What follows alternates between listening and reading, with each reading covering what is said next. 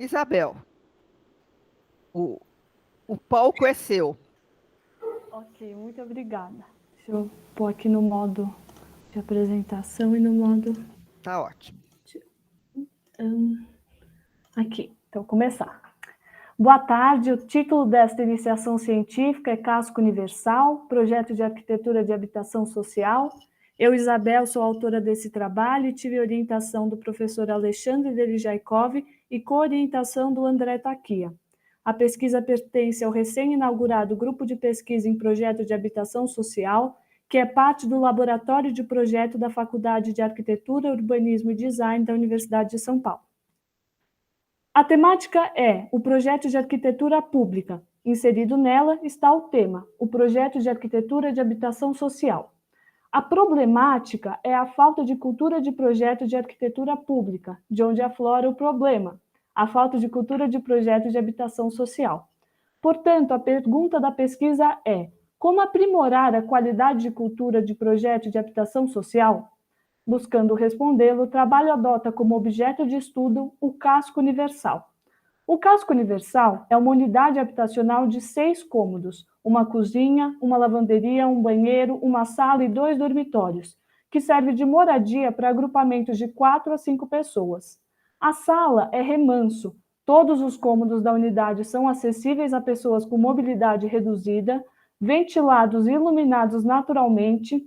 A planta é flexível por supressão de paredes, o mobiliário é móvel e a unidade está contida em um predinho com janelões, cujo térreo é comercial. E esse predinho, por sua vez, está inserido no quilômetro quadrado, uma cidade densa e bem distribuída. O método do trabalho é o metaprojeto, o projeto do projeto.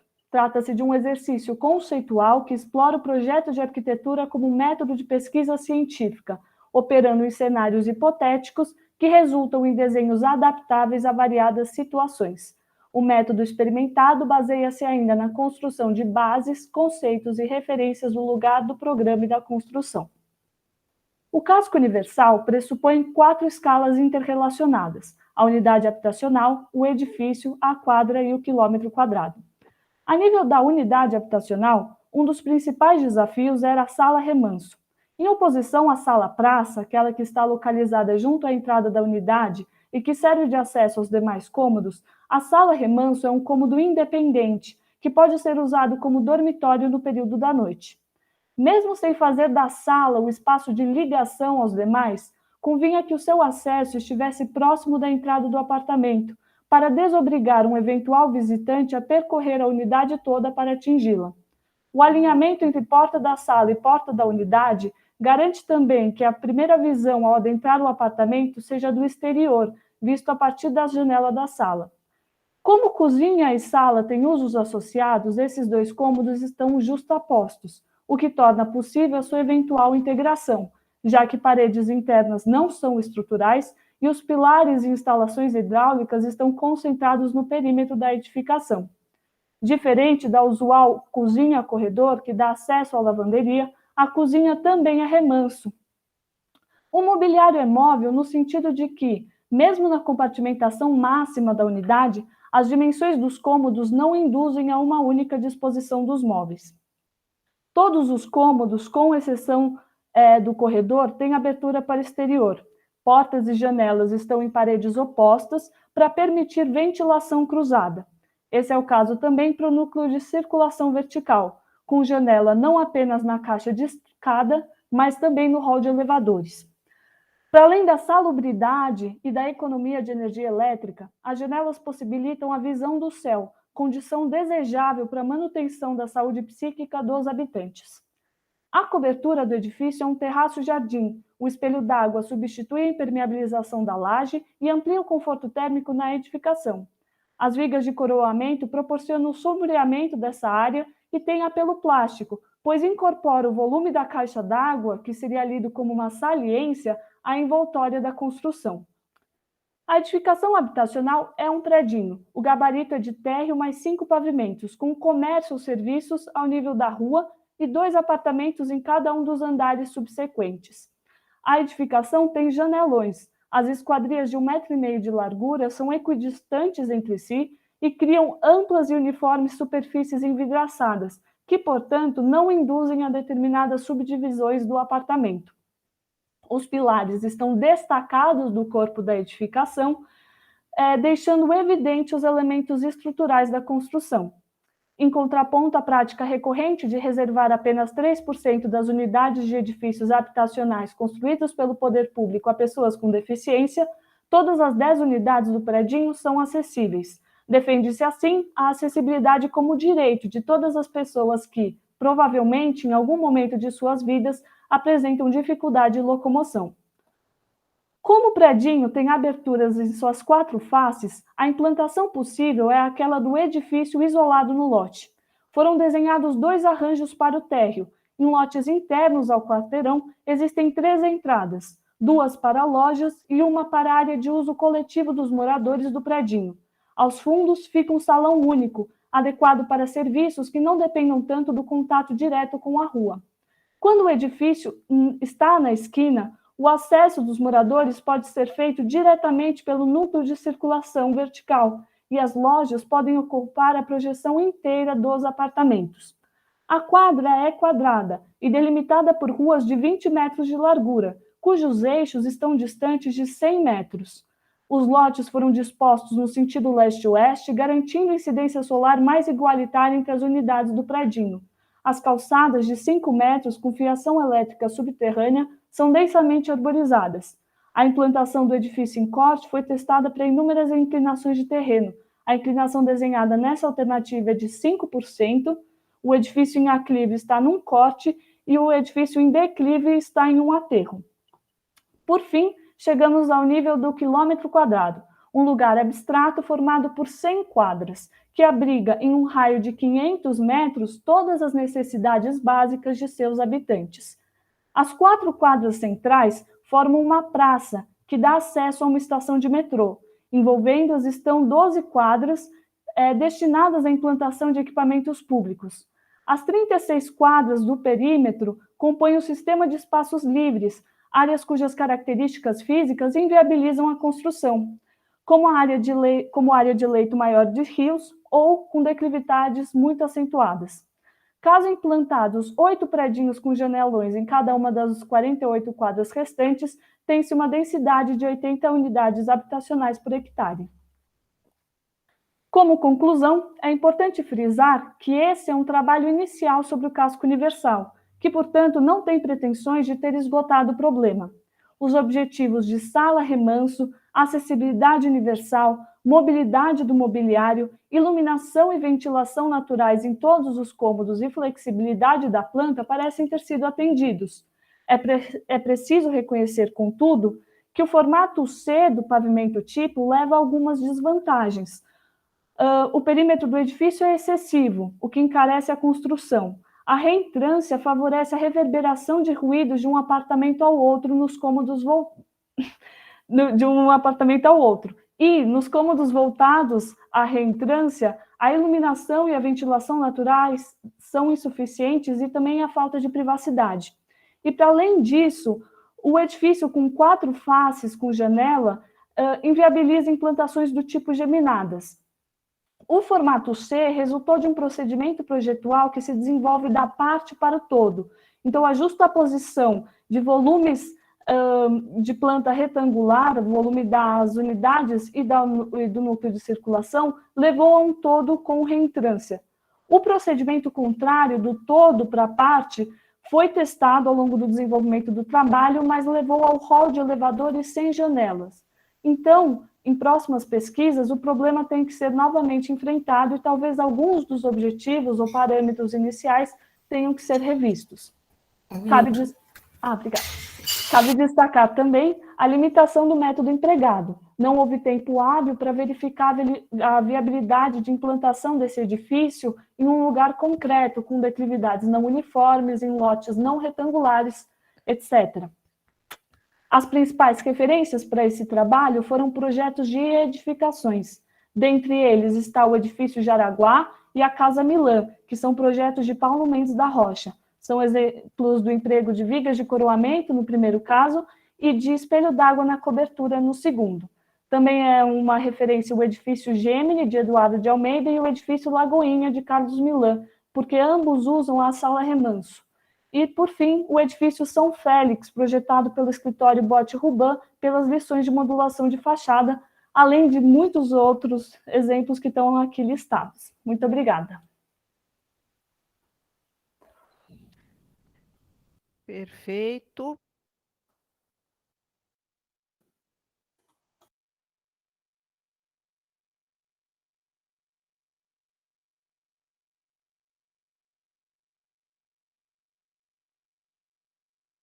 Fernando, vamos lá? Vamos lá. Deixa eu apresentar minha tela aqui.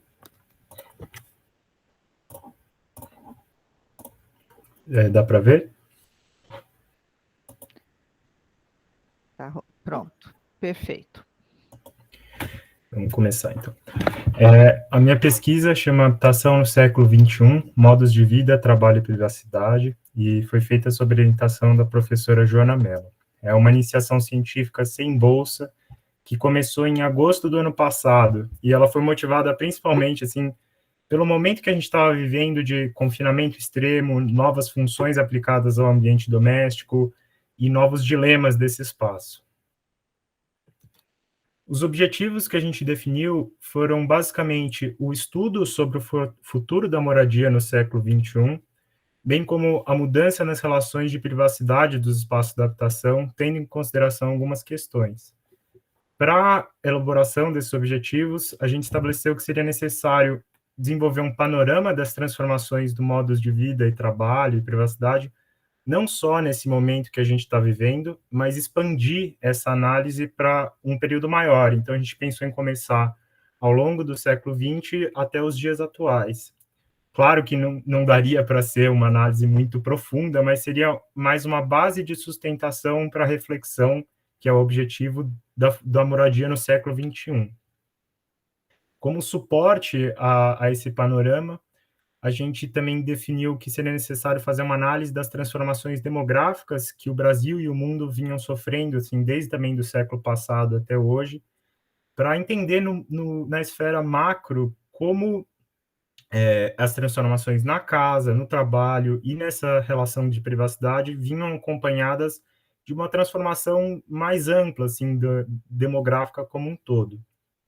E, por fim, chegar na análise do contexto atual da sociedade pós-moderna, não só, claro, no ano da pandemia, mas sim no século XXI, e como a pandemia afetou isso. Então, estudo dessas novas relações socioespaciais da casa, desde a chegada de tecnologias como a internet, agora mais recentemente o Google Meet, e ver como isso tem transformado o espaço de adaptação, principalmente também com a pandemia, para então elaborar uma reflexão sobre o morar no século XXI. Para a elaboração, então, para chegar nesses objetivos, foi feita a leitura de bibliografias, o levantamento de análises de matérias jornalísticas e a entrevista com profissionais do meio. Então, para a primeira etapa, que foi aquele panorama histórico que eu comentei, a gente recorreu a bibliografias de conhecimento já consolidado, que chama, entre aspas. Então, livros como do Proust, textos da Monique Leb e de uma autora brasileira que ajudou bastante também, que foi a Thelma Correia. Então, nessa etapa, foi mais entender o paralelo disso no Brasil e no mundo e construir meio que um fio condutor para possibilitar a análise nos tempos atuais.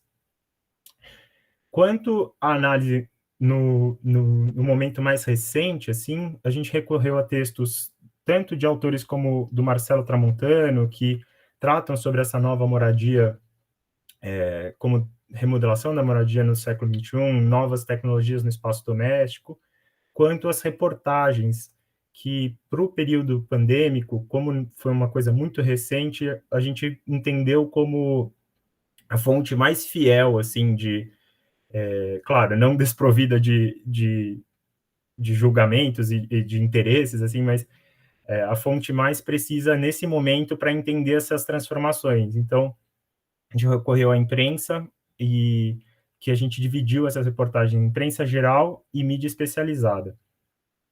Quando as reportagens eram tratadas por mídias que não tinham como tema específico a arquitetura, a gente classificou como imprensa geral, e quando eram por jornais específicos, como o ArcDaily, Architecture Review e outros meios, a gente classificou como mídia especializada.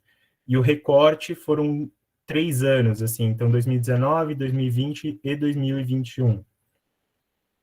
Além disso, foi feito algumas entrevistas, então eu conversei com o arquiteto Carlos Alberto Maciel, que é sócio do escritório Arquitetos Associados, e ele trata muito sobre esse tema da moradia no século XXI e agora também da moradia pós-Covid, e foi muito interessante, porque ele trouxe vários pontos que eu não estava considerando, assim, então foi uma conversa muito boa. E também conversei com o jornalista, um jornalista de cada meio, né, da imprensa geral e da mídia especializada. Então, conversei com o Rômulo Barato, do ArcDaily, editor-chefe do ArcDaily, e com a Camila Chulinski, do Estadão, e cada um trouxe um lado, assim, de como essas pautas, porque, assim, no final foram mais de 60 reportagens que eu selecionei, e elas tratavam fortemente dos temas que estão sendo abordados na pesquisa, então eu fui perguntar como é que isso chegou na imprensa, quais foram as demandas, quem determinou que isso fosse publicado, como uma forma de entender também a fonte dessa pesquisa. Então foi muito interessante. E por fim, a partir dessa análise, tendo escrito já o relatório final, eu comecei a desenvolver o ensaio projetual com base nessas questões. Então, são alguns desses desenhos que vocês estão vendo aqui na apresentação, mas tem outros produtos que eu estou desenvolvendo também na disciplina de ateliê livre.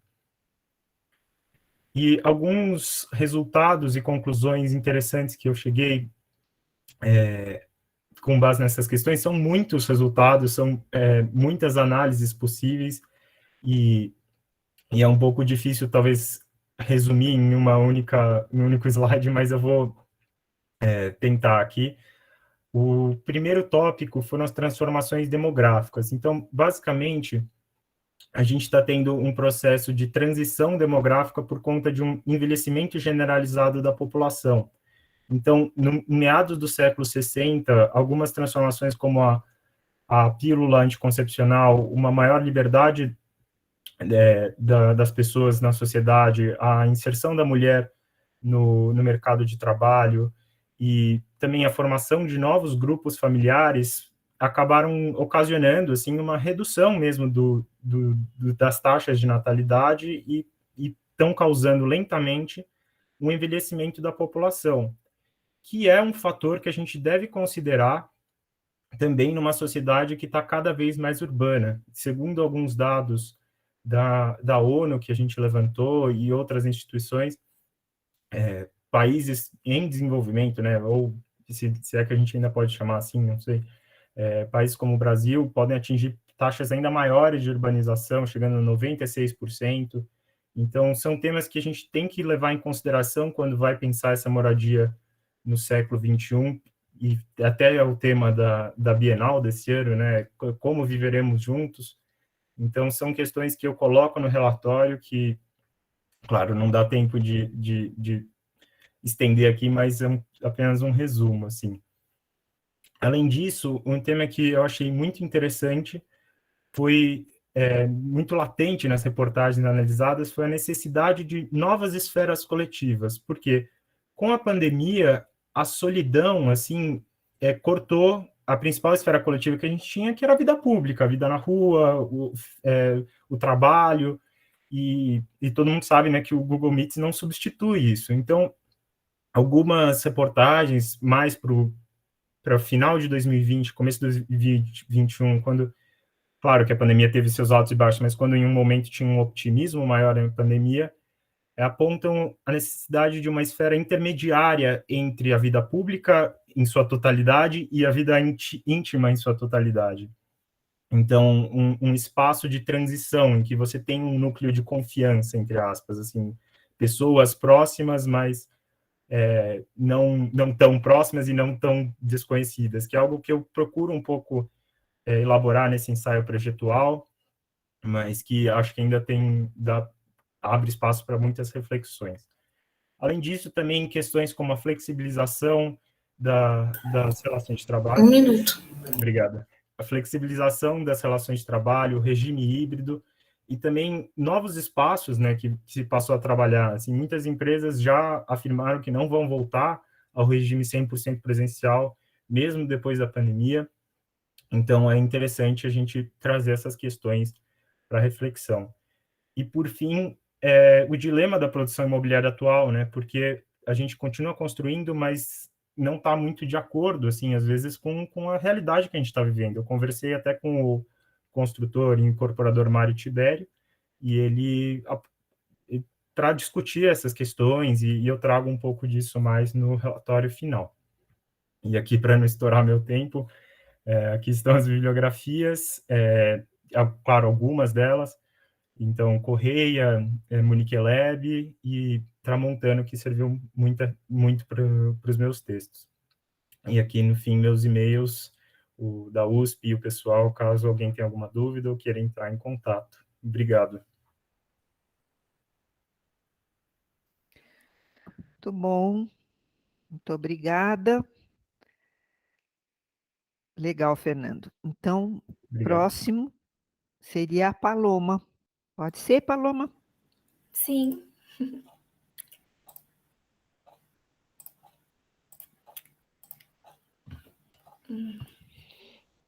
Tá aparecendo aí? Tá rodando. Obrigada. Pronto, apareceu. Bom, eu sou a Paloma Ai, Cardoso. Tira o ocultar, vai. Sabe aquela faixinha tá. embaixo? Porque ela atrapalha a base do seu edifício. Pronto, legal. Bom, eu sou a Paloma e a minha pesquisa do Casco Universal ela foi desenvolvida dentro do grupo de habitação social, que faz parte do laboratório de projeto, coordenado pelo professor Alexandre Deligeikov. E além de contar com a orientação dele, eu também contei com a orientação do André Taquia, que é arquiteto da Prefeitura de São Paulo. Bom, e o LabProj ele é composto por 3 grupos e o grupo de habitação social, ele, apesar de ter sido credenciado em 2012, ele só veio ser ativo com essa pesquisa e a pesquisa desenvolvida pela Isabel e pela Laura, com quem trabalhamos. E ele também é um projeto temático que foi submetido à FAPESP e que tem a pretensão de desenvolver um projeto com a FAO, com a MIT e com a Universidade de Zurique. Então, a nossa pesquisa, ela também é uma pré-pesquisa para esse trabalho que pretendemos desenvolver. Bom, como um objetivo principal, a gente tem a questão do aprimoramento da cultura construtiva, de projetos públicos de cunho habitacional nas esferas governamentais, estaduais, municipais ou mesmo federais, através do Casco Universal, onde nós entendemos que a arquitetura e urbanismo, ela também é um instrumento social, então, nesse sentido, nós prezamos pela produção de uma moradia universalmente acessível, onde as pessoas elas tenham a sua dignidade garantida e os seus direitos individuais e coletivos assegurados. E como um objetivo mais específico do Casco Universal, eu posso dizer assim, de forma sucinta, que seria de projetar um edifício habitacional público, onde as pessoas elas possam ter uma autonomia e independência.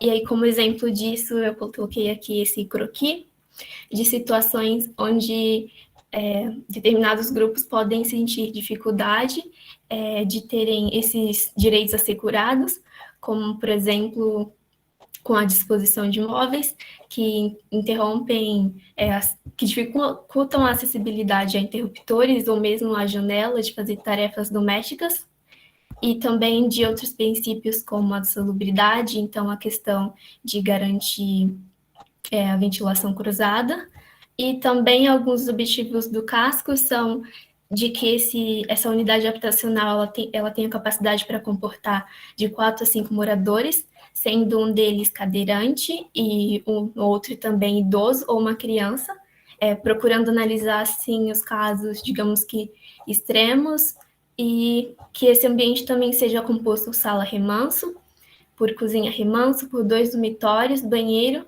lavanderia e uma circulação. E que, descontando-se a circulação, essa área seja de até 80 metros quadrados. E eu dou atenção aqui à questão da sala remanso e a cozinha remanso, que seria de que esses ambientes não se constituíssem como ambiente de passagem. Então, a cozinha, ela se opõe àquela cozinha que geralmente é uma travessia para a lavanderia, porque ali são desenvolvidas atividades conflituosas, e a sala se opõe à sala-praça, onde dá acesso aos outros recintos, podendo, assim, o usuário utilizar a sala também como um ambiente de dormir, se ele desejar. Bom, como metodologia, essa pesquisa foi baseada nas tríades de aproximações, abordagens e finalizações sucessivas, que é algo que a gente utiliza no LabProj, e a construção de bases, conceitos e referências do programa Lugar e Construção. Também há uma referência à espiral virtuosa, que ela envolve as 6 ações da cultura de projeto, que é planejar, projetar, orçar, construir, manter e avaliar. E ela tem esse formato justamente como uma forma de representar o processo de contínuo afunilamento e aprimoramento do processo construtivo.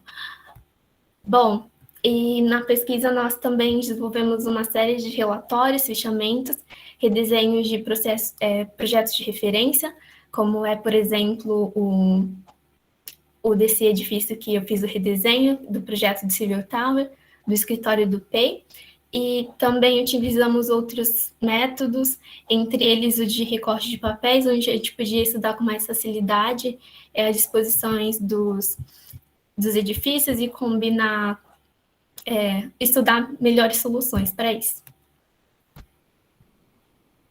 Desculpa. Bom, como resultado da pesquisa, foi elaborado o levantamento de dados do programa Lugar e Construção, onde procurei responder a questões do que, onde e como. Então, o casco, ele consiste num edifício habitacional social que se relaciona com 4 escalas: a unidade, o prédio, a quadra e o quilômetro quadrado.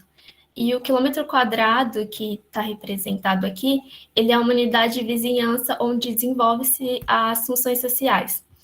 E o casco, ele tem como princípio fundamental a acessibilidade universal, o direito à cidade, o direito à janela, a provisão de ventilação e iluminação natural em todos os recintos, o ambiente remanso, como eu já havia explicado, a relação da proporção entre um predinho, que tem um gabarito baixo, e o de janelões, para que as pessoas elas tenham ventilação, iluminação e o direito de ver a abóbada celeste, a coordenação modular e também a possibilidade de variação de arranjos através da remoção de paredes, ou mesmo da diferente disposição dos móveis. Por isso, nós prezamos por não impor um layout definido para o morador, para que ele tenha liberdade. Então, durante a pesquisa, nós ensaiamos diferentes cenários de disposições, justamente para que as pessoas elas tenham essa liberdade. Também a questão do direito à cidade, de garantir que as pessoas elas possam trabalhar, estudar, ter direito a lazer, a equipamentos, dentro desse raio de 500 metros, onde elas possam acessar isso caminhando, ou utilizando bicicleta, ou mesmo transporte público, em até 20, 30 minutos. Então, também há um incentivo à redução de transportes individuais, e também há incentivo a ações sustentáveis, como, por exemplo, a microgeração de energia e o reuso de água. Bom, e dada a complexidade do casco, a pesquisa ela acabou se limitando mais a questões do prédio, da unidade em si, já que o quilômetro quadrado como um todo, ele se relaciona um pouco mais com a questão de infraestrutura. Mas também, a partir desse estudo, a gente também conseguiu identificar, às vezes, algumas discordâncias entre normas e instruções, já que a nossa pesquisa foi baseada nesses tipos de materiais. Então, nisso também vemos um espaço onde há margens para ações bulistas, como, por exemplo, em relação às margens verdes ao redor das águas, ou mesmo em relação ao dimensionamento de transição entre uma habitação que entra em conflito com o Manual de Acessibilidade de Habitações Públicas e a NBR 9050. E com esse trabalho também foi possível fazer uma contraposição entre as demandas habitacionais, humanas, territoriais, e analisar as vantagens e desvantagens, porque mesmo procurando construir os cenários que fossem mais vantajosos aos usuários, infelizmente sempre havia um ponto que talvez não estava de todo modo atendido. E a análise, também foi possível fazer análise de viabilidade em termos de economia, de arquitetura, em relação às questões sociais, através das ações de pensar, de desenhar, calcular, e finalmente, após a análise, de tomar as decisões. E, ao fim, foram desenvolvidos 40 fichamentos que abrangiam diferentes escalas dentro do quilômetro quadrado, além dos desenhos dos diferentes sinais que estão depositados no drive do laboratório. 1 minuto. Obrigada.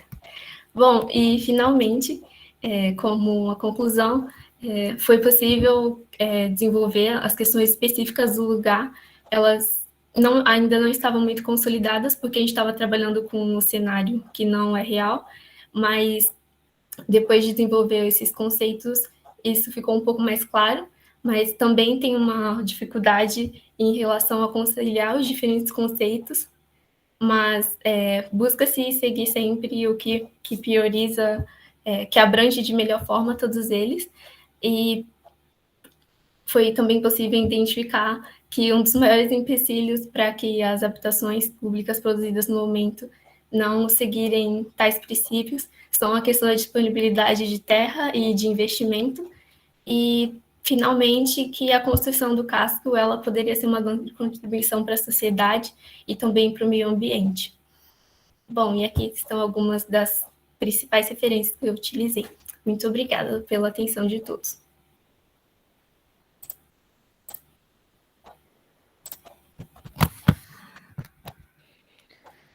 Certo, muito obrigada, Paloma.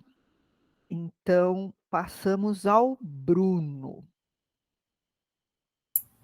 Vou compartilhar minha tela aqui.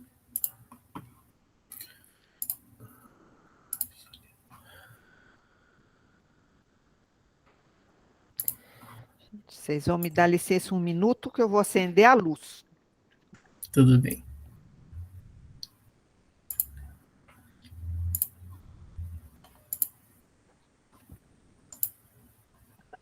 Afinal, o espaço de céu da Paloma hoje está um pouco escuro.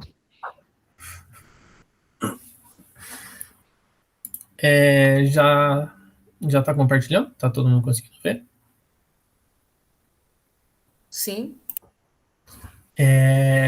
Então, a pesquisa que eu fiz, ela se chama Habitação Coletiva e Espaço Urbano em São Paulo. Ela se trata do edifício Exilda, uma análise dele. É uma pesquisa, ela foi feita através do Programa Unificado de Bolsas, a PUB, da USP, e teve como orientador a professora Helena Ayub. Esse projeto, ele se integra e dá uma continuidade a uma pesquisa que é mais ampla, que tem apoio da FAPESP e é coordenada pelos professores Luiz Recaman e pelo professor Leandro Medrano, do Departamento de História da FAO.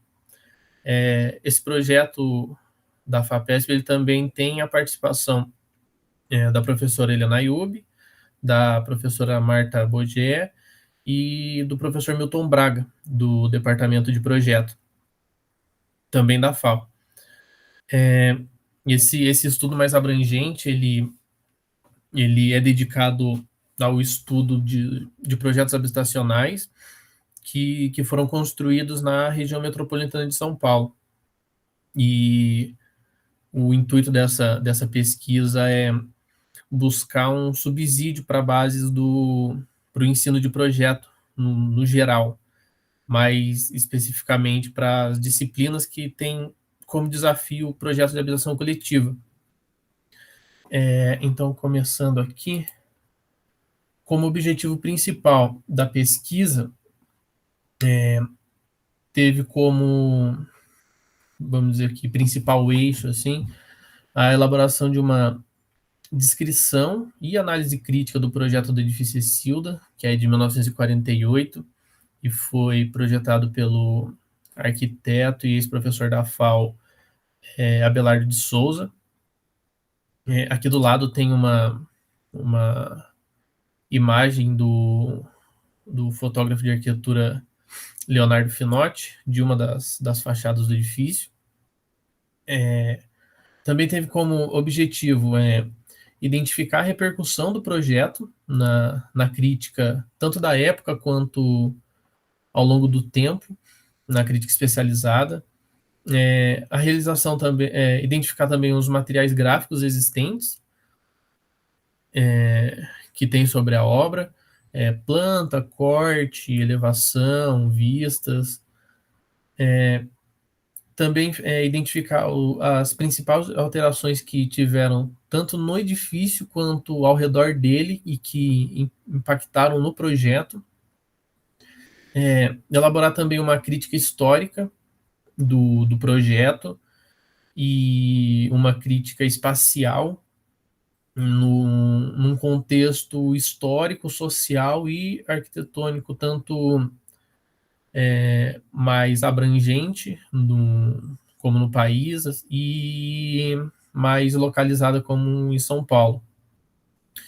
E por fim, tem como um principal objetivo a elaboração de um material gráfico do que foi encontrado, para que fosse possível integrar a pesquisa de cadernos de habitação coletiva, que é essa pesquisa da FAPESP mais abrangente.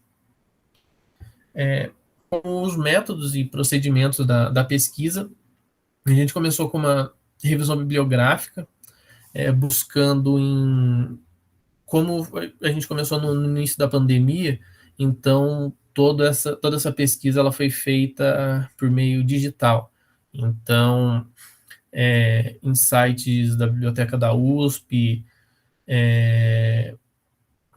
Google Acadêmico, sites especializados em arquitetura, foram os principais fontes para conseguir recolher essas informações. Então, essa revisão bibliográfica ela busca compreender não só o projeto, né? Ela não foi uma revisão focada só no projeto, mas também na vida do arquiteto e obra, numa relação total da obra e da vida dele. Um contexto também histórico e social do período que o projeto foi feito. Aí do lado a gente tem uma imagem da capa da revista Acrópole, de abril de 48, a edição número 120, que foi onde o projeto do edifício foi publicado. E do lado da capa da revista tem mais algumas imagens de como foi publicado, alguns croquis do edifício, das duas fachadas dele. Outra parte de procedimento que a gente teve foi a coleta de dados, que teve como intuito sistematizar tudo isso que foi encontrado na revisão bibliográfica, sobre a obra, sobre o autor, sobre o contexto, com o objetivo de compor uma base de dados sobre habitação coletiva no Brasil, mais precisamente em São Paulo. Depois, foi a intenção da elaboração de um material gráfico, como o projeto é de 48, então a intenção da pesquisa seria a elaboração desse material gráfico, tanto para passar para um meio mais digital, quanto para visualizar melhor algumas partes do projeto, como elevação, planta. Eu vou mostrar no próximo slide.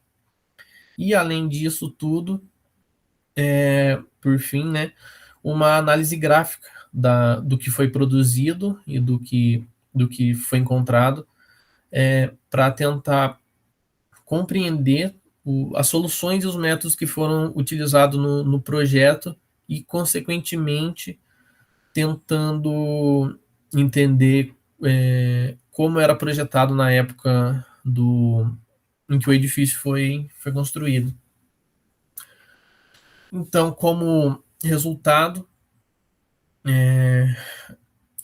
chegou-se no redesenho e elaboração das plantas e elevação, a partir de diferentes publicações. Como o projeto inteiro ele foi feito de setembro de 2020 até agora, setembro de 2021,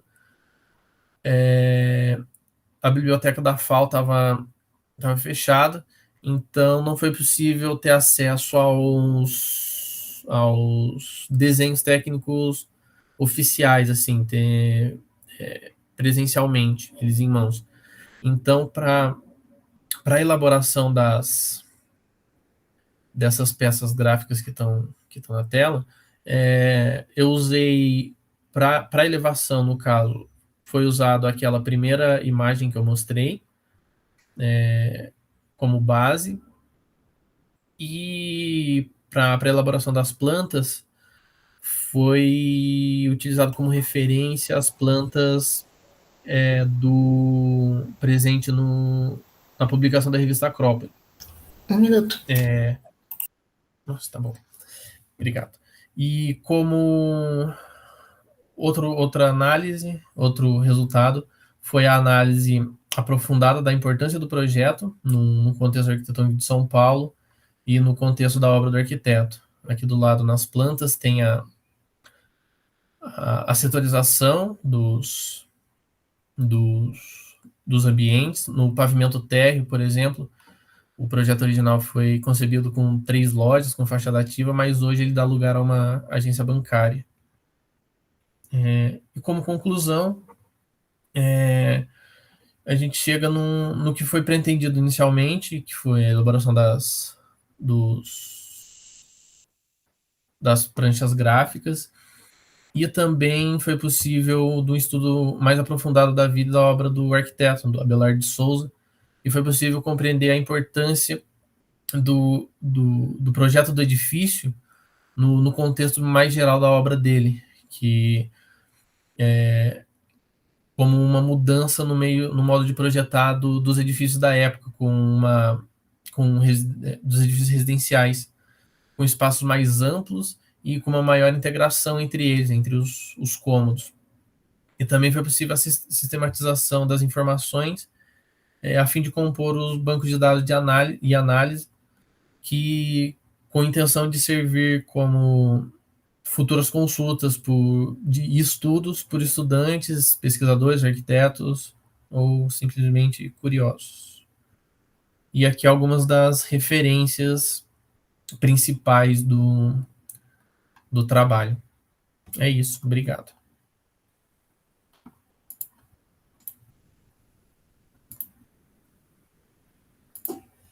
Perfeito, Bruno, muito obrigada. Então, agora vamos ao Lucas. Oi, eu mesmo. É que eu até falei com a Vitória um pouco mais cedo de compartilhar, que tá meio ruim para mim essa parte. E a Vitória pode compartilhar? Tudo bem? Posso? Inclusive, para você acaba ficando mais confortável, porque quando alguém está compartilhando para a gente enxerga as outras pessoas, então você fica falando para um rosto e não para o vazio. Ah, então tá bom. Faz tempo que eu não apresento trabalho aqui nessa plataforma, mas vamos lá.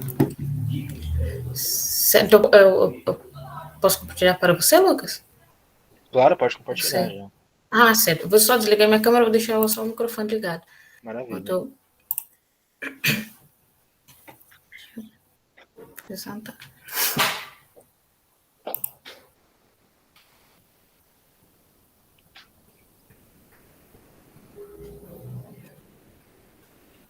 Eu quando apresentei, eu não sei quando é para dar aula, mas enfim, eu tenho gostado de poder fazer a apresentação com alguém compartilhando, porque aí a gente enxerga o conjunto. Fica melhor. Vamos lá. Vocês estão vendo a tela ou não? Ainda não. Ainda não.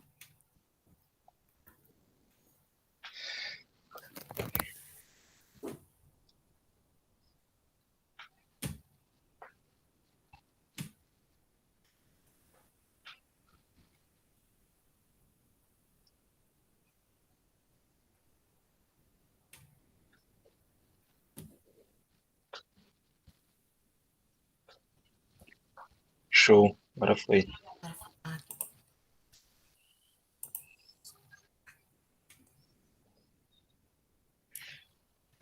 Bom, gente, boa tarde. Meu nome é Lucas, não sou estudante da USP, faço jornalismo na Faculdade de Casper Libero. Sou orientando da professora Luciana, a gente conseguiu uma bolsa PIB, que veio através do CNPq, e o nosso foco de estudo foi o LabIAB, né, Laboratório de Habitação e Assentamentos Urbanos. Pode passar já o... Nossos objetivos, assim, primeiro foi entender, né, como que os desafios da divulgação científica nos estudos urbanos, né, que de fato é difícil, porque a divulgação científica a gente vê mais na área da saúde, nessas outras áreas da ciência, mas habitação, essa parte, assim, de contextos urbanos, a gente não vê tanto por aí na imprensa, e dos divulgadores científicos em si, é um pouco mais difícil. Então, o objetivo específico foi a gente identificar possibilidades assim de a gente ampliar o alcance dos estudos e pesquisas que os alunos produzem, tanto na FAO, mas especificamente, mais ainda no LabIAB, para começar a pensar no plano de comunicação para a gente divulgar os estudos, porque muita coisa que é feita e muita coisa boa, aliás, que o laboratório produz, os professores, os pesquisadores também não acaba, digamos, ganhando vida, né? Então, isso foi uma coisa que a gente meio que estabeleceu para começar a pensar como que a gente vai fazer a divulgação científica. Pode passar.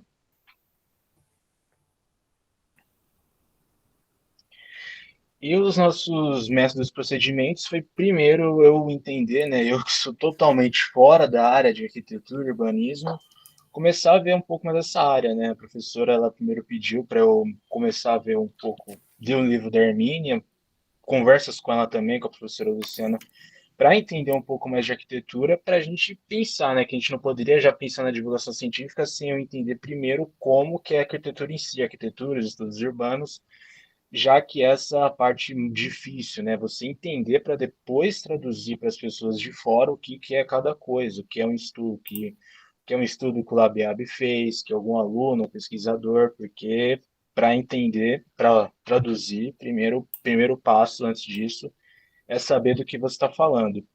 E também, conforme isso foi passando, a gente foi vacinando as etapas, a gente se reuniu com o setor de comunicação institucional da FAUSP, que é a Ana Carolina Coelho, a Nilce, para saber como que eles lidam com essa parte, né? Já que, por exemplo, o Instagram da FAO possui muitos seguidores. Teve até um exemplo que eu vou puxar quando eles postaram que não lembro quem fez agora, desculpa, mas a faculdade da USP, de Arquitetura e Urbanismo, no Minecraft, que é um jogo super famoso e rendeu muitas curtidas. Então foi algo assim, poxa, é simples e dá para fazer. Então é algo que a gente primeiro precisava entender como que estava sendo feito ao redor para a gente aplicar no LabIAB. E aí entra também, não, desculpa, a reunião com os docentes e os discentes do LabIAB, que foi pouco depois da reunião com essa parte da comunicação da FAO, que era para a gente saber como que os professores viam, né, essa divulgação científica, já que, de fato,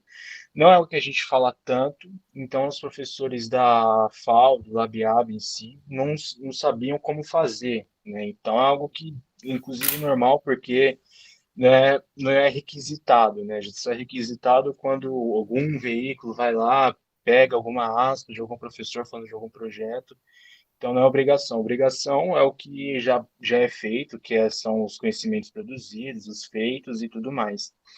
E a gente até traz alguns exemplos também que a gente foi atrás para ajudar a pensar, que é justamente os divulgadores científicos, que até a gente conseguiu se reunir, que é a Luísa Caires, do Jornal da USP, o Denis Pacheco, que também é do Jornal da USP e produz a coluna do professor Nabil Bonduki no jornal, e o professor Pechansky, que é da Casper Libero, que ele é membro do Centro de Inovação e me fugiu o nome, o Centro de Inovação e Difusão em Neuromatemática, que é um centro que é auxiliado, que tem um amparo da FAPESP e também é muito, digamos assim, é um modelo de divulgação científica a ser seguido, né? E falando um pouco do Jornal da USP, também no caso da Luísa Caires e do Denis Pacheco, o que eles falaram na reunião, que eu, a professora, nos reunimos com eles e a gente conversou, é que não dá para fazer sem realmente começar a pensar, né, nessa parte, porque a gente, vamos fazer um negócio de divulgação científica super legal em todas as redes, que vai bombar, não tem como você já abrir um site e já ter ali 1.000 curtidas, o pessoal gostar, não. Então a gente tinha que começar de algum lugar e a gente chega no enfim também nos resultados, pode passar. Que no caso a gente chega no algo assim simples, mas que a gente precisava organizar, que é a comunicação interna com os professores. Como eu disse, a gente se uniu com eles para entender como eles veem essa parte da divulgação científica, e aí a gente chegou à conclusão que tinha que ter um controle, né, do que entrava, o que saía, que, por exemplo, o LabIAB tem a página no Facebook, muita coisa entrava, e o Harrison e o Giuseppe, que foram essenciais nessa parte da pesquisa, eles me explicaram mais ou menos como que eles faziam, né, que o professor pedia, eles lá postavam e não tinha muito controle, não tinha muito o que fazer. Então, o Pedro Rossi, que entrou um pouco depois na pesquisa também, que está fazendo a parte das redes sociais, inclusive do print do Instagram que coloquei, ele desenvolveu um formulário e aí a gente meio que foi fazendo isso aos poucos para os professores também já irem entendendo como que seria a divulgação científica dali para frente para melhorar como que o laboratório em si meio que postaria os resultados de alguma pesquisa, repercutiria algum evento que o professor vai participar, e entre outros.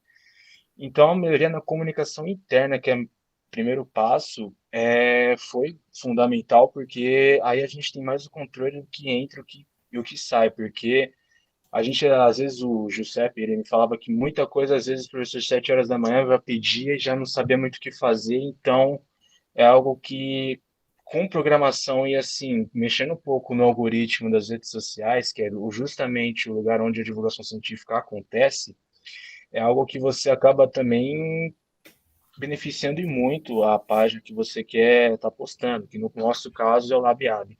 Então, por exemplo, no print que eu tirei do Instagram algumas semanas atrás, estava com quase 900 seguidores o Instagram do laboratório. Então, é algo que assim vai ganhando força e os professores também eles vão entendendo basicamente essa parte da divulgação científica, porque é até chato, porque eu que faço jornalismo, que o jornalismo tem uma mania muito chata de ser corrido e às vezes os pesquisadores não terem ali um tempo bom de fala, né? Então, se não tem isso, se o jornalismo não permite, então a gente tem que fazer em próprias mãos, né? No caso do Instagram, que a gente vai posta ali uns eventos que vão acontecer, os seminários, porque aí melhora também, o professor se sente até mais à vontade para poder contribuir, porque os professores e os pesquisadores são essenciais nessa parte, né? Não adianta nada ter um divulgador científico se não tem quem faz a ciência, né? Então foi muito bom ter essas reuniões com os professores e com os divulgadores, porque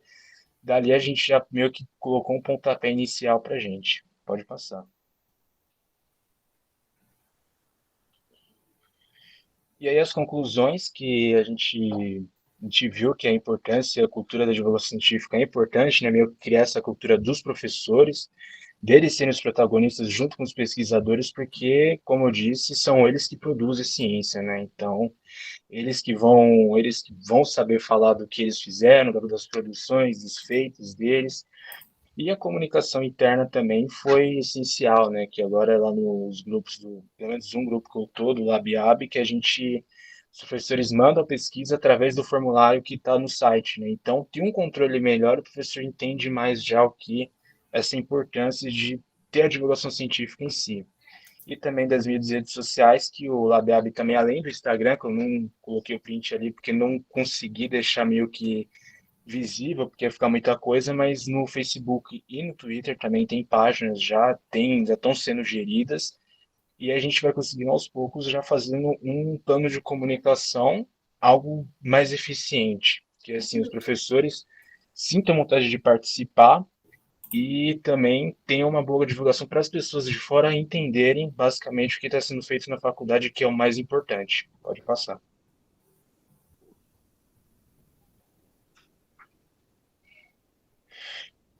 E algumas das referências, acho que as principais referências, que é inclusive do Peixes, que eu já citei aqui, que é do gênero científico, que foi importante para entender, porque é justamente alguns conceitos que a gente viu para usar na divulgação científica em si, e também dos outros influências do pensamento científico, a comunicação científica, a divulgação científica, que a divulgação científica a gente tem diferenças entre comunicação e divulgação. A comunicação é, por exemplo, como os pesquisadores falam entre eles.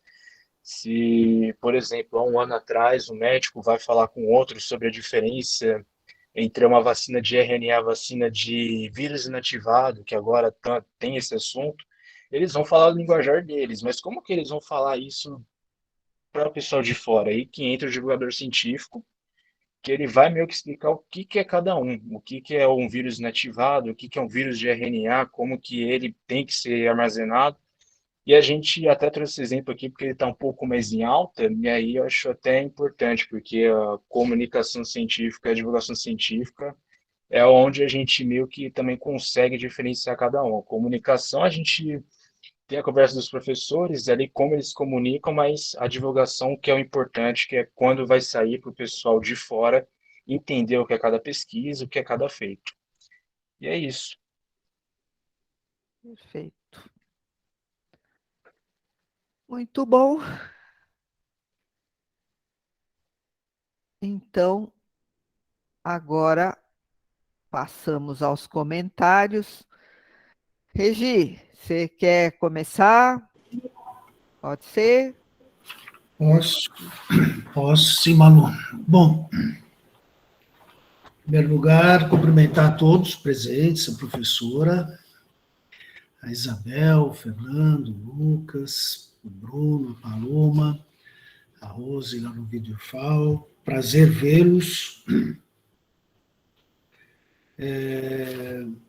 Cumprimentar a organização na comissão de pesquisa aí do Cicusp, que é um trabalho super árduo, né? A gente sabe disso, e está rolando super bem, eu tenho acompanhado alguns hoje.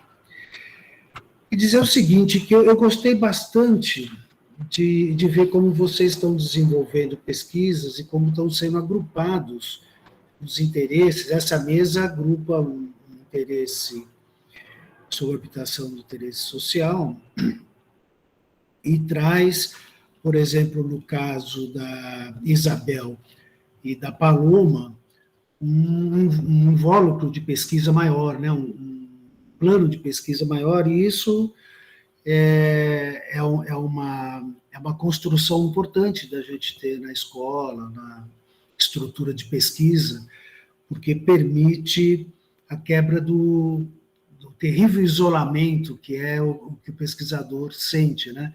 E na medida que você tem alguém próximo que está debatendo um tema e está acessível, você consegue colocar suas questões num plano de discussão mais efetivo, né? Acho que os assuntos que foram colocados aqui se costuram todos, né?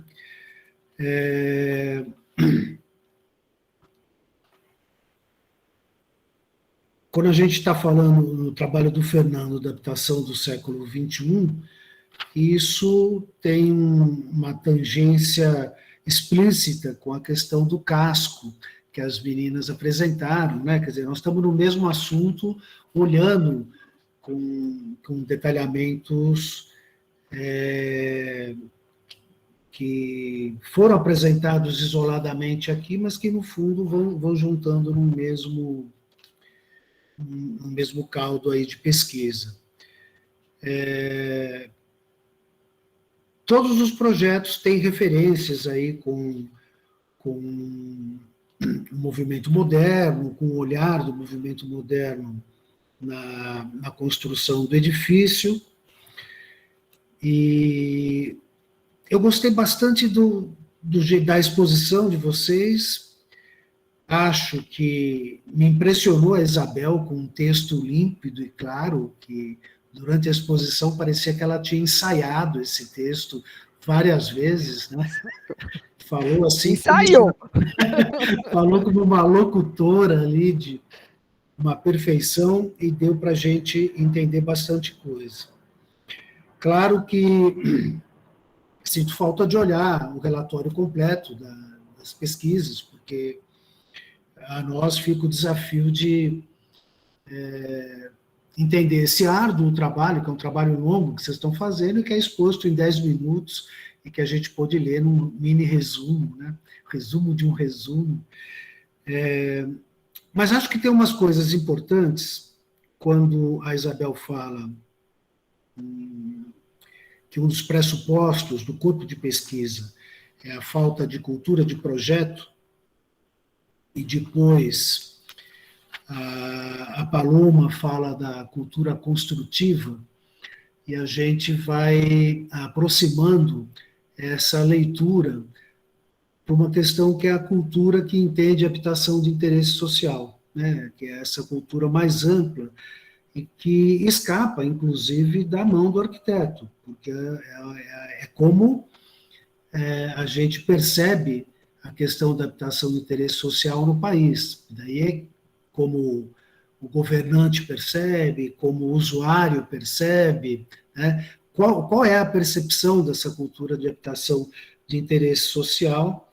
E quando a gente fala em mudar essa cultura, é muito importante compreender que não é só a mudança do projeto, não é só a mudança da postura do arquiteto, e aí eu vou puxar um pouco o auxílio que o Lucas vem trazendo para a gente compreender a questão da divulgação da discussão. Essa, entre aspas, universalização de uma discussão como informação, como depósito de subsídio para a discussão em todos os níveis de linguagem.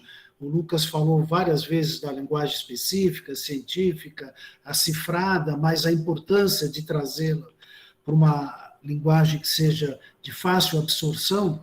Essa situação é a situação, talvez, que pode acumular numa mudança cultural, né? A mudança cultural, ela vai trazer aspectos do material, de como a gente tem aceitação de um material, aceitação de uma técnica construtiva, por que a gente aqui tem dificuldade nas paredes leves para divisão de edifício, por que existe a ânsia de uma parede sólida, embora ela seja apenas uma parede divisória, por que há um preconceito contra determinados materiais, um desconhecimento que impede materiais, uma visão ultrapassada sobre materiais, uma visão ultrapassada... Enfim, a complexidade da cultura, que eu acho que toca os trabalhos que foram apresentados, como um todo. Eu estou tentando pensar de alguns trabalhos aqui, uma conversa um pouco mais geral, porque foi o que eu senti na apresentação de vocês, uma postura importante. Daí, eu acho que tem... A Isabel, na apresentação dela, ela falou assim, olha, a gente teve talvez alguns problemas, vamos precisar revisar, é lógico, revisar a pesquisa é a nossa sina, o tempo inteiro nós estamos revisando, a gente termina um produto e já começa a revisar, porque tudo mudou, né, na hora que você terminou o produto.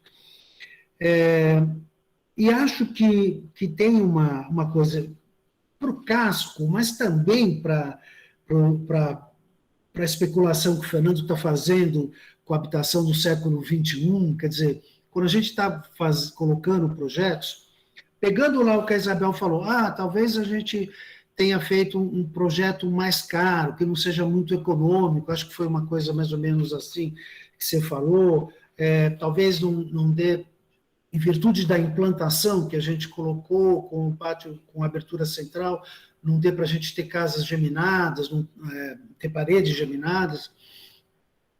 E eu acho que isso é um repto que a cultura tradicional de projeto está fazendo para vocês. Quer dizer, quando a gente fala em habitação de interesse social, uma das questões que eu acho fundamental é a gente conseguir alcançar outros patamares de investimento. Porque se a gente ceder a tradicional ideia do menor investimento, dificilmente a gente consegue melhores condições mais dignas de habitabilidade. A Malu, a gente tem vivido experiências de gestão e de controle do processo de produção habitacional por organizações não estatais, por organizações autônomas, e que vão sempre esticando esses limites, abrindo esses limites, porque é a maneira de você construir casas com áreas adequadas, você construir casas com implantações adequadas. Então, não é um despropósito a gente ter uma tipologia que não gemine paredes, eu acho, sabe? Claro, se é possível a gente ter, em Portugal, eles chamam essa coisa de habitação de custo controlado, não chamam de habitação de baixo custo. E eu acho interessante a gente pensar no controle do custo, né? Não no valor absoluto do custo logo de cara, mas no controle do custo. Controle de custo significa não colocar dinheiro onde a gente não tem uma boa relação, né, de benefício em volta desse dinheiro. Mas não significa ser o menor dinheiro, né? Eu lembro de isso é muito antigo,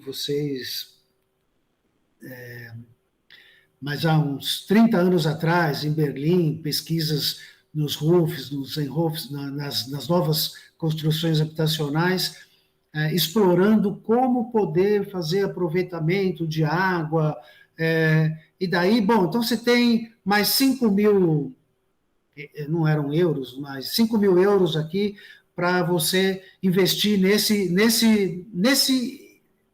tópico do projeto. Né? Quer dizer, então, se a gente quer suplantar algum limite, tem que existir um investimento, um aporte de recursos. Estou falando isso porque essa talvez seja uma dos mantras que eu professo aí há mais de 30 anos, achando que a gente tem... E a hora que a Isabel falou isso, me deu uma dor assim, eu falei, não, Isabel, não importa. Nesse momento do projeto, não importa se ele é mais caro, se ele é mais barato. Depois a gente vai tentar, e eu acho, absorver essa história do custo controlado, sabe? Assim, a gente não desperdiça dinheiro, mas a gente não economiza conforto, não economiza dignidade, não economiza inteligência em projeto, né?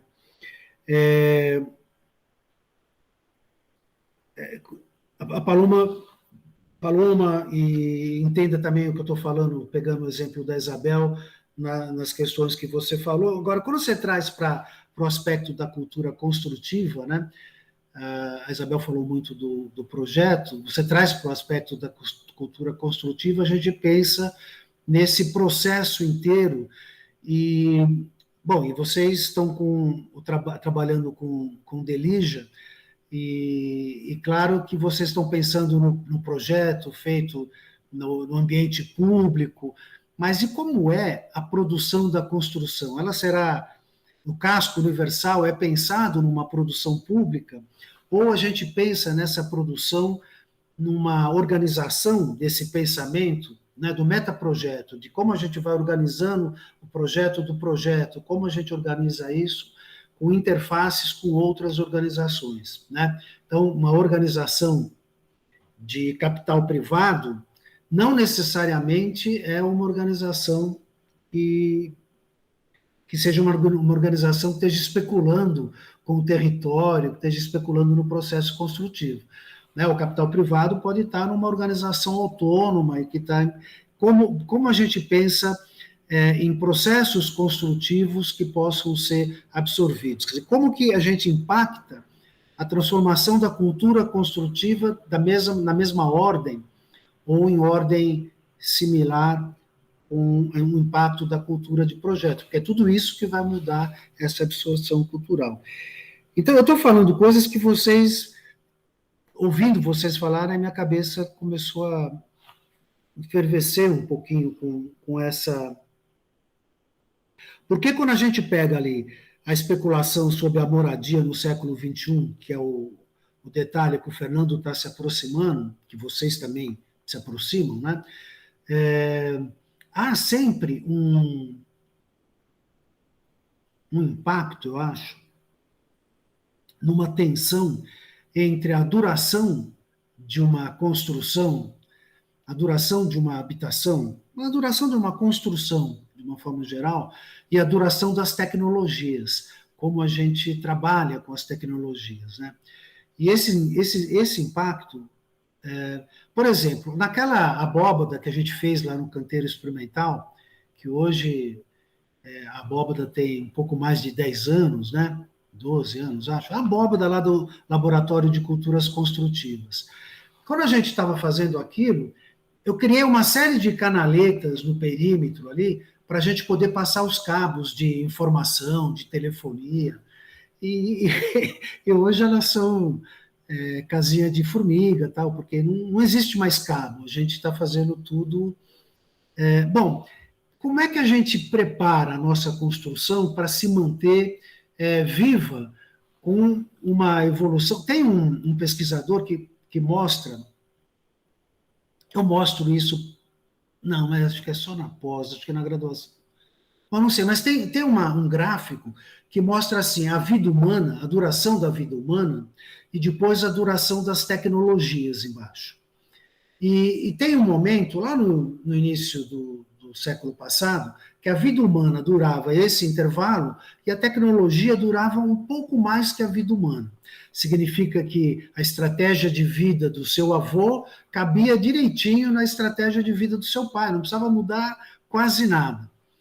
No período que nós nascemos, a Malu depois que eu, mas mais ou menos no mesmo período que nós nascemos, a vida humana aumentou um pouquinho, né? E a vida das tecnologias diminuiu muito, né? Assim, eu comecei a trabalhar usando régua de cálculo, e hoje a gente está fazendo uma reunião aqui totalmente, né, sem a gente estar... Então, assim, esse impacto, é difícil para o arquiteto dizer assim, do que eu posso prescindir, ou o que eu não posso prescindir para manter o meu edifício respirando ali, vivo, o máximo possível com essa transformação tecnológica. Por que eu estou dizendo isso? Porque isso tem impacto, às vezes, em algumas reduções de áreas que possam ser aceitáveis, que não possam ser aceitáveis. Se eu consigo ter um projeto que permita um equipamento, uma automatização de tarefas, ou uma junção de tarefas que são individuais, que virem tarefas coletivas, a partir da incorporação de tecnologias, eu posso dispor, talvez, de outros agenciamentos espaciais, de outras... Então, o meu edifício permite essas mudanças, ele consegue crescer, ele consegue se adaptar. Isso talvez seja um impacto importante ali nessa visão que vocês trazem, né? O Fernando está discutindo com a gente no Ateliê Livre uma série de projetos com essa perspectiva aí do século XXI, e eu acho que tem um imbricamento muito grande com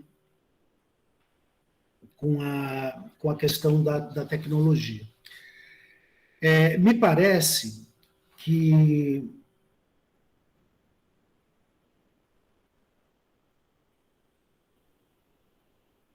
Gi, você vai deixar um tempinho para eu comentar também, para eles responderem, né? Tá bom, desculpa. Tá uma delícia, mas a gente vai longe aqui. Não, desculpa, eu nem sei quanto tempo que eu tenho ou tinha. Eu achei que a Vitória ia me podar aqui também, mas então eu vou parar de falar do projeto do Fernando, eu ia falar só mais uma coisinha, vai, que é essa... Bom, eu falei da transformação do espaço, mas você tocou uma coisa da transformação das noções de privacidade e de público, que eu acho que também são trabalhadas pelo casco, né, nos espaços interiores, dos espaços inferiores ali, na relação com a cidade, com a quadra. Mas essa é uma preocupação, viu, Fernando? Porque eu acho que esse impacto que a gente teve com a questão da epidemia, realmente, a gente estava conversando aqui antes de vocês, e a Rose, do Vídeo FAO, estava dizendo, pô, eu não estou aguentando ficar 8 horas na FAO. E eu tenho ido para a FAO, lá para o canteiro, e também acho que talvez essa carga possa ser repensada como um todo. E daí, essas noções de espaços intermediários, como o Fernando falou, o que não é tão íntimo, mas também não é tão público, venham a se fortalecer, e acho que isso precisará de espaços especiais, sim, dedicados, viu, Fernando? Acho que a gente vai conversar mais sobre isso lá no Ateliê Livre. Bom, mas o edifício Exilda, que o Bruno estava trabalhando... Bruno, uma coisa que eu... Daí, quando o Lucas falou, eu achei importante também, você elegeu o Abelardo de Souza como o principal interlocutor aí para a sua exposição. Mas esse projeto também teve uma contribuição importante do Zenon e do Hélio Duarte, né? São dois arquitetos importantes também do período, que trabalharam aí. E quando a gente fala assim, de como levantar, você fala, Bruno, do contexto, daí você vai estudar melhor a obra do Abelardo e vai olhar o contexto onde ele trabalhou. Acho importante não separar. Eu não sei por qual razão você fez essa separação, mas trazer para dentro. Era uma turma que vivia e discutia muitos projetos, estavam, não só esses três, né, essa geração de arquitetos, estava o tempo inteiro discutindo e trocando desafios, brincadeiras, piadas, projetos e participações em projetos, e isso dá um contexto que talvez dê uma certa uniformização nesse período aí da arquitetura.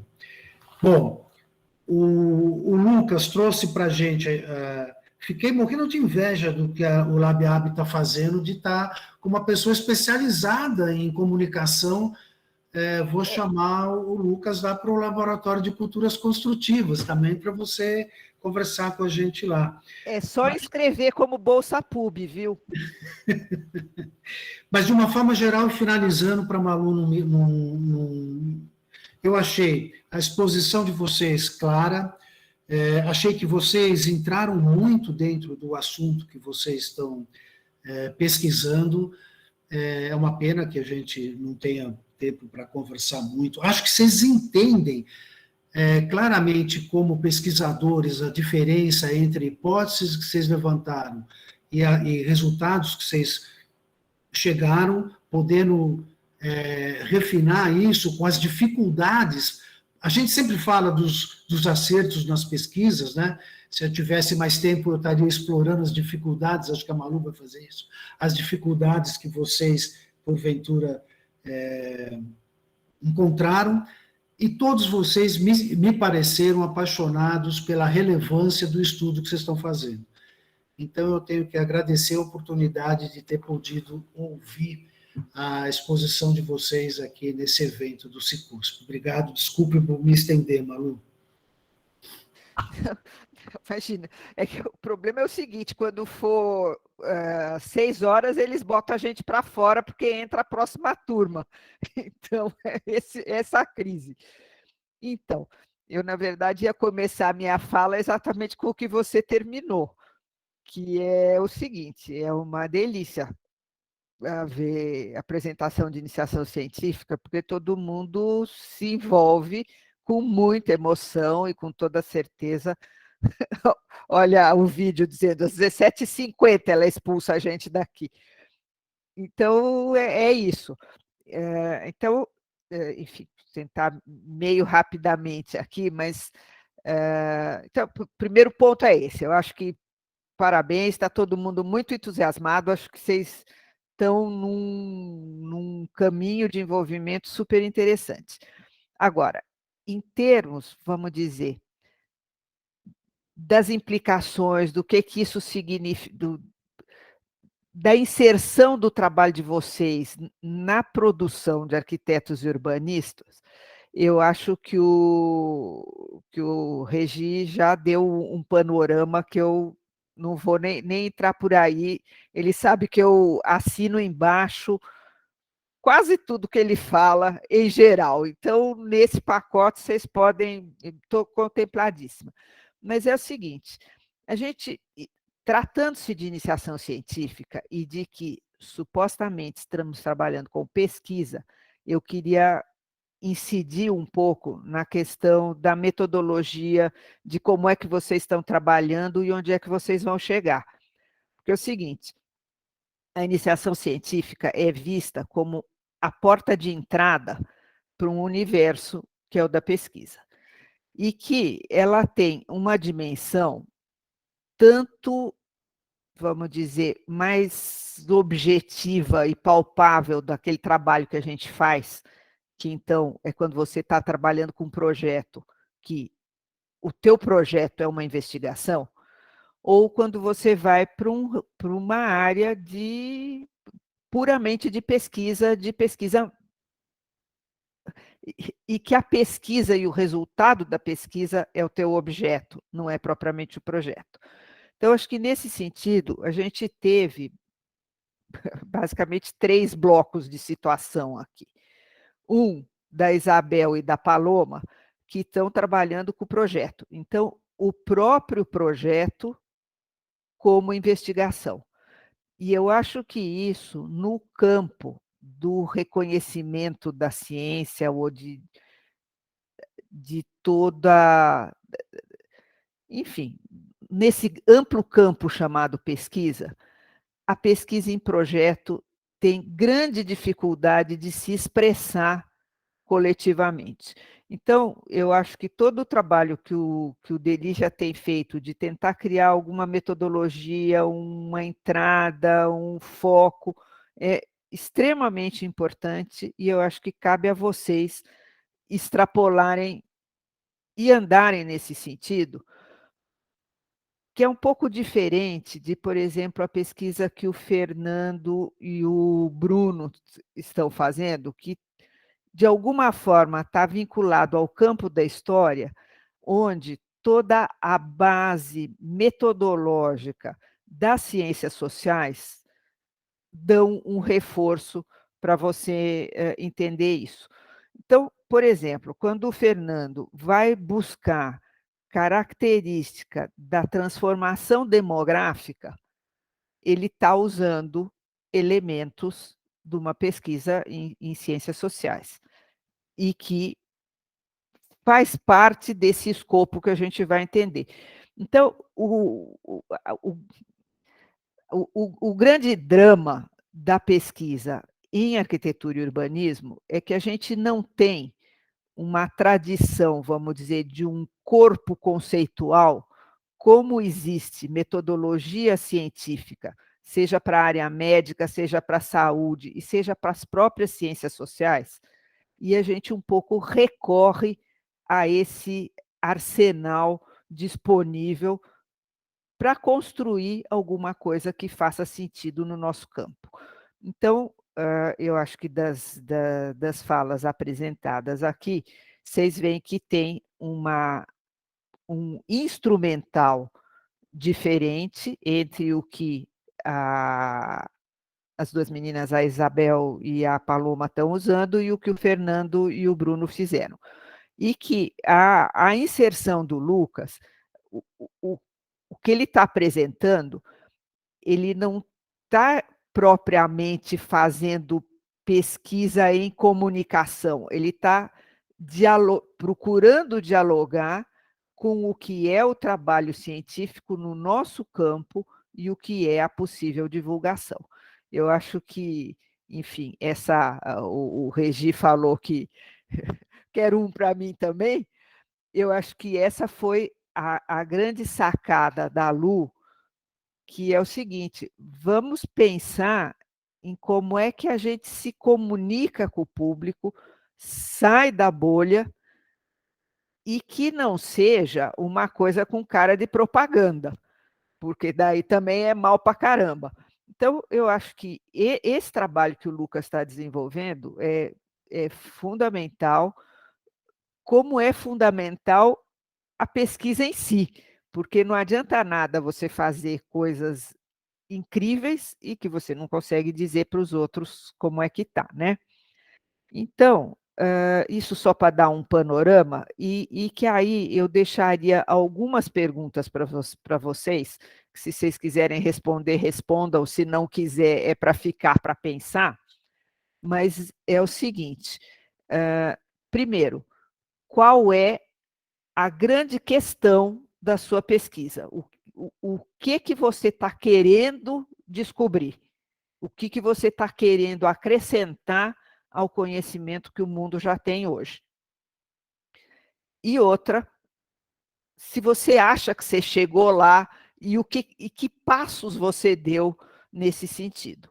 Então, enfim, eu não sei se a gente vai ter tempo para isso, mas eu acho que eu gostaria de ouvir um pouquinho de vocês, esse tipo de coisa, e aí levantar alguns elementos de coisas que vocês falaram e que, para mim, eu acho que caberia identificar, nem que seja, vocês não precisam responder agora, mas para pensar para o trabalho de vocês. Então, eu vou dar alguns exemplos. No caso, por exemplo, da Isabel e da Paloma, quem é esse morador? Então, eu acho que vocês pensaram no casco do ponto de vista da arquitetura. Mas e aí, exatamente, quem é esse morador? Então, eu acho que nisso, um pouco a conversa do Fernando pode, inclusive, instrumentar vocês, no sentido de que teve uma transformação demográfica, como essa transformação demográfica vai impactar na arquitetura que a gente faz, qual é o tamanho das famílias, qual é a composição dessas famílias, qual é o tipo de trabalho que essas famílias têm. E, então, esse é um pouco o quadro. E na questão do Bruno, eu gostaria que ele situasse um pouquinho por que esse edifício. Então, eu estou entendendo que vamos detalhar tipologias de pesquisa. Você, no fundo, está trabalhando com um estudo de caso. O Fernando está procurando uma coisa mais generalizada, quer dizer, o que é a moradia no século XXI. Então, a gente não vai ter muito tempo, mas então quem quiser comentar, e não precisam vocês todos responderam, um pouco nessa linha de o que é a sua grande questão e como é que você está vendo isso, porque eu acho que todo o desafio da pesquisa, eu não estou falando do projeto, do trabalho como cidadão, de nada disso, mas quando a gente está nesse escopo chamado pesquisa, é extremamente importante ter claro quais são as perguntas, no que você está inovando, o que você está trazendo de contribuição para a sociedade, quer dizer, o que você está inovando e em que medida você acha que você caminhou a partir da questão que você colocou. Então, é isso. E olha, gente, desejo um belíssimo futuro para vocês todos. Eu acho que estão num caminho da batalha com muita energia. Parabéns. Então, fica solto aí. Quem quiser conversar, a gente tem mais uns minutinhos aí para pequenos depoimentos. Acho que eu gostaria de comentar, então, que você comentou, né, da questão da pesquisa, assim, acho que foi muito interessante, assim, porque no meio da pandemia estava aquela incerteza, né, de o que vai ser agora do rumo da produção imobiliária, e aí nesse meio eu comecei a refletir com o professor Joana do tipo, como a gente está construindo hoje, qual é o sentido da habitação que a gente constrói hoje, da forma da habitação, assim, da sala de estar, de ter tantos quartos, e em base em que a gente está construindo hoje. Então, meu grande objetivo era pensar numa moradia que fizesse sentido, não num projeto em si, mas nos argumentos necessários para que se pudesse projetar uma moradia que desse sentido, que fizesse sentido atualmente, assim. Então, acho que, claro, o tema não se esgota na minha pesquisa, acho que foi mais para começar essa discussão, talvez, que eu quis fazer essa análise, assim, e você perguntou aqui que você caminhou, assim, eu acho que sintetizar, talvez, as reportagens, o que foi discutido nesse começo e destacar alguns pontos, eu acho que talvez seja um começo de caminho para qualquer pessoa, talvez, que queira continuar a partir daqui, refletindo até projetos como o da Isabel e da Paloma, que eu achei muito interessante, ligado com esse tema, assim, talvez a pesquisa que eu fiz sobre as tipologias familiares encaixam muito com o projeto da Isabel, que eu estava vendo, que se você tem aquela flexibilidade de quarto, você pode ter, até o professor Ronconi viu no Ateliê Livre, você pode ter diferentes grupos familiares, de um filho, dois filhos, coabitação intergeracional, que são pessoas mais velhas convivendo com pessoas mais novas, ou até amigos convivendo juntos. Então, eu acho que foi muito interessante essa junção dessas pesquisas por esse sentido, assim, que daqui para frente, acho que é muito interessante a gente continuar com essa integração, assim, continuar a partir daqui, assim. Acho que esse foi o grande caminho, acho que de todas as pesquisas, assim.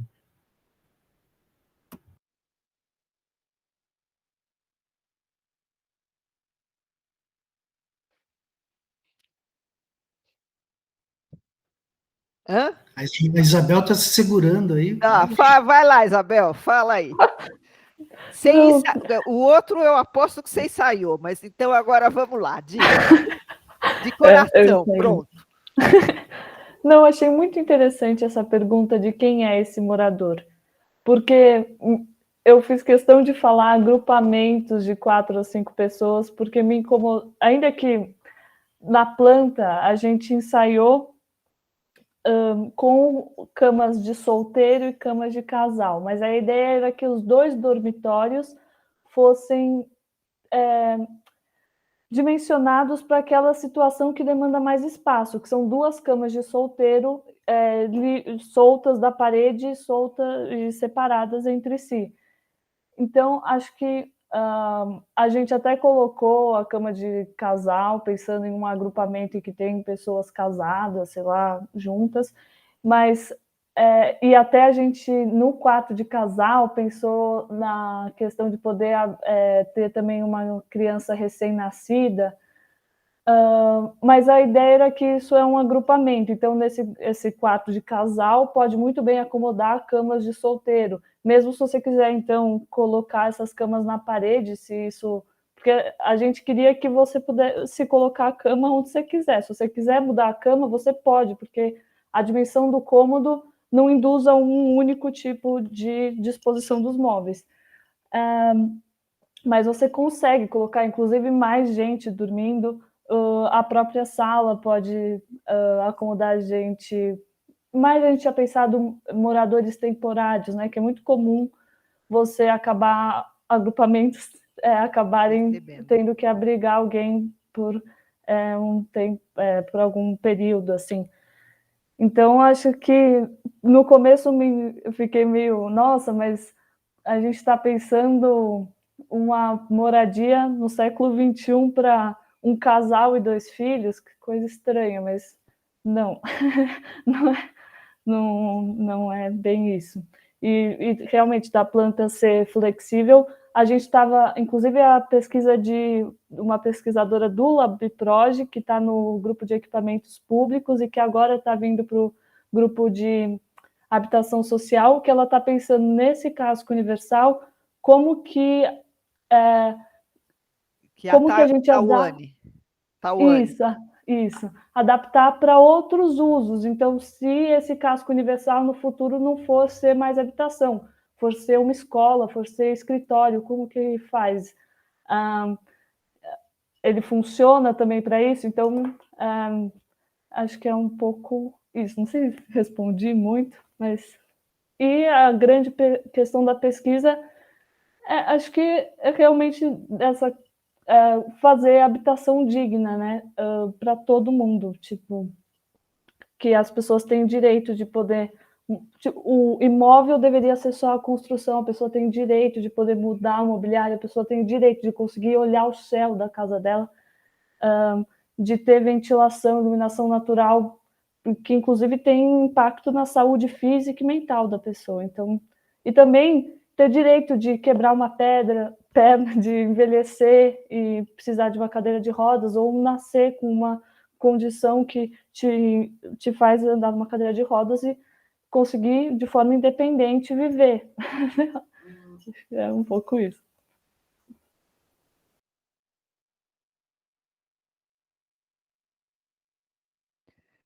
Alguém mais quer dizer alguma coisa? Lucas? Acho que o Bruno foi embora. Tudo bem? Paloma? Tá bom assim? Então tá bom, gente. Acho que Regi, além de mandar um abraço para todo mundo, que é o que eu farei. Tá bom. Não vai deixar eu falar nada, mas pensem, meninas e Fernando, que a mobilidade dos móveis está muito amarrada com a infraestrutura. A minha filha saiu de casa agora, e o que eu tive que fazer no apartamento que ela alugou foi mudar a tomada de lugar, tal, porque é onde queria botar o computador, onde queria não sei o quê.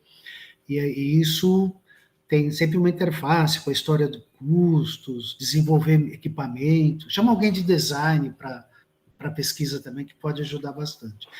Um abração para todo mundo. Malu, eu sou um desobediente, eu falo muito mesmo, não tem muito jeito.